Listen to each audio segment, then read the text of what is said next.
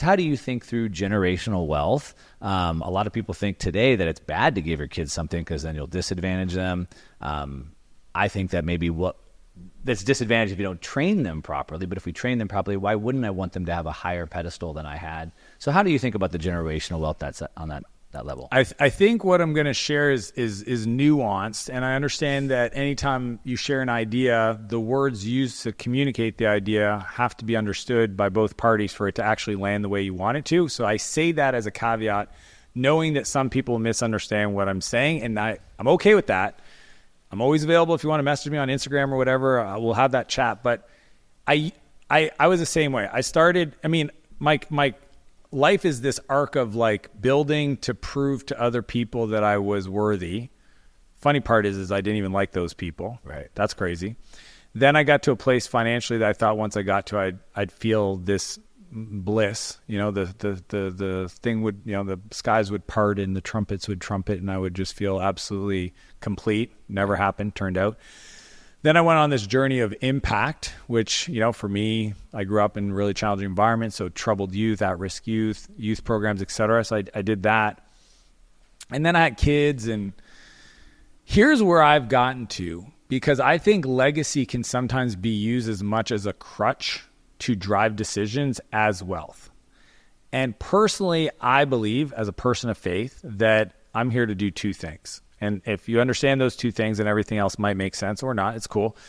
One is God created me in his image, and he had a purpose for who I could become. And in many ways, I like to say to people, and I heard this quote, I don't know who said it, but it's, you want to become the person you need most in your darkest days. And I knew in my darkest days, I wasn't listening to anybody. So for me to think of who that person would have to be, I'm talking energetically, physically, appearance, success, language, the ability to break through to a 14, 15-year-old Dan. I hope someday I become that person, but that person would almost have to be godlike, okay? So I wake up every day to try to be that. And I believe that, and I love your word fulfillment, because happiness is a fleeting moment. Fulfillment is an experience. For me, a life of fulfillment is getting to a place where everything I learn that works for me, teach it to other people.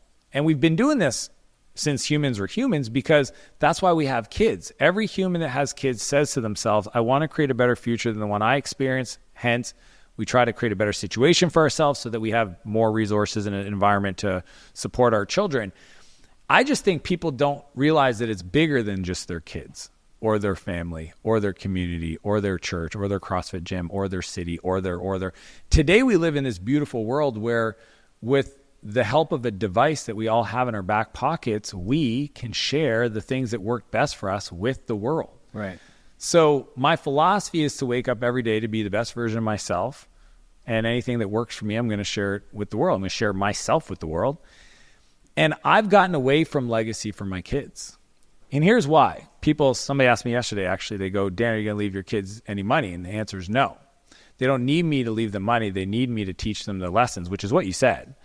And some people, wouldn't you want them to have more resources to do more and have legacy financially? I understand. It's just like I'm a big fan of the fact that I grew up in a country that has free medical, right? Let's just put all the other crap to the side on the political system. But I do have, and the quality of the medical system, we won't judge that too much. But, like when you're born into a country, there's benefits. Right. Just like if you're born into a family, there's benefits. But at the same time, Buffett says it. He says, I'm going to leave them some money so they can do anything, but not so much that they can do nothing.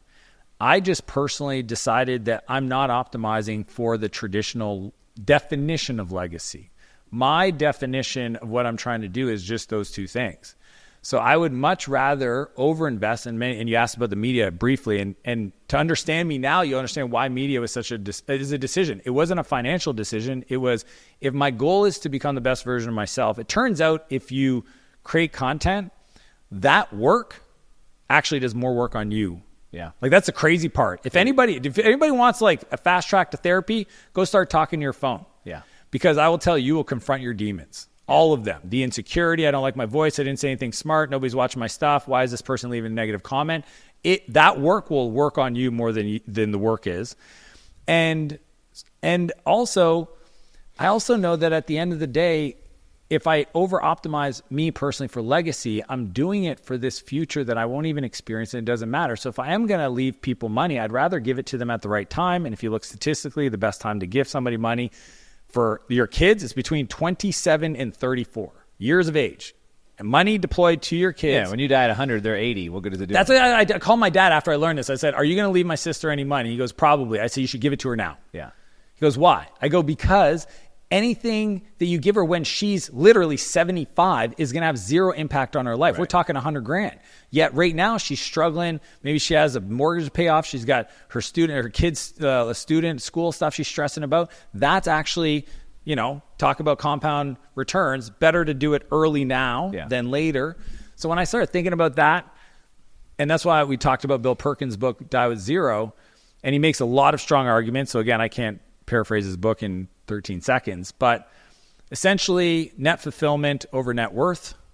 The goal of life for him, and I tend to agree, is create as much value for the world financially up to a point where you feel that over time you have the ability to deploy it to people while you're here. Because I think if you give money to people when you're not here, is it really your choice? And then have as much fun. Yeah. And that's if you understand now that you hear that, that's why you see me, not only try to build the empire on the business side, but also, be totally cool doing the family stuff and travel the world stuff and the extreme sports stuff and the media stuff, because I'm just trying to be the best version of myself, and my legacy hopefully will be whatever that leaves to the world. And if it's nothing, that's cool too, because I don't need anything for any, that's the other thing. I don't need anything to feel enough.